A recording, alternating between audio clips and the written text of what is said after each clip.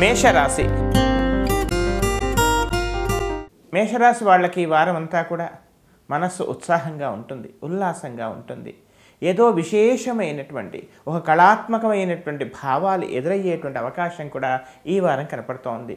అంతేకాకుండా ఆర్థికపరమైనటువంటి చికాకులు తొలగేటువంటి అవకాశం కూడా ఈ వారం కనపడుతోంది. చాలా కాలంగా రావాల్సినటువంటి ధనం కానీ లేదా రుణపరంగా మీరిచ్చినటువంటి ధనం కానీ మళ్ళీ మీకు తిరిగి వస్తుంది అనేటువంటి ఒక వార్త, శుభవార్త కానీ లేదా ఆ ధనం మీకు చేతికి అందడం కానీ ఈ విధమైనటువంటి పరిస్థితులు ఈ వారం జరగవచ్చు. అంతేకాకుండా నూతన స్నేహాలు, ఎప్పుడో ఎక్కడో చిన్నతనంలో ఉన్నటువంటి స్నేహాలు మళ్ళీ వాళ్ళు ఎక్కడో కలవటం, తద్వారా ఒక రకమైనటువంటి ఆనందాన్ని మీరు అనుభవించడం, ఇవన్నీ కూడా ఈ వారం జరిగే అవకాశాలు కనపడుతూ ఉన్నాయి.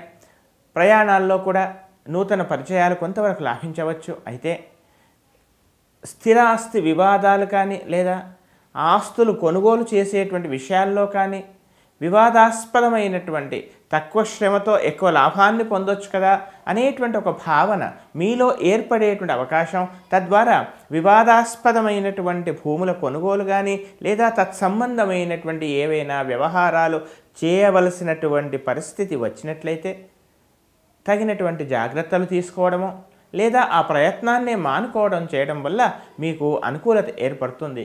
ఇక ఉద్యోగస్తులకు అనుకూలంగా ఉంది. మీ యొక్క శ్రమకి మీలో ఉండేటువంటి నైపుణ్యానికి చక్కని గుర్తింపు ఏర్పడేటువంటి అవకాశం కూడా కనపడుతోంది. చాలా కాలంగా అనుభవిస్తున్నటువంటి ఒక రకమైనటువంటి మానసికమైనటువంటి శారీరకమైనటువంటి ఒత్తిడి కూడా ఆ ఒత్తిడి తగ్గి చక్కగా మానసికమైనటువంటి ప్రశాంతత ఏర్పడేటువంటి అవకాశం మాత్రం కనపడుతోంది. అయితే ఆరోగ్య విషయంలో అలాగే వాహనాలు నడిపేటువంటి విషయాలలో కూడా అనవసరమైనటువంటి అశ్రద్ధ, నిర్లక్ష్యం మాత్రం పనికిరాదని చెప్పవలసినటువంటి ముఖ్యమైనటువంటి గమనిక విద్యార్థులకు కూడా చక్కగా ఉంది.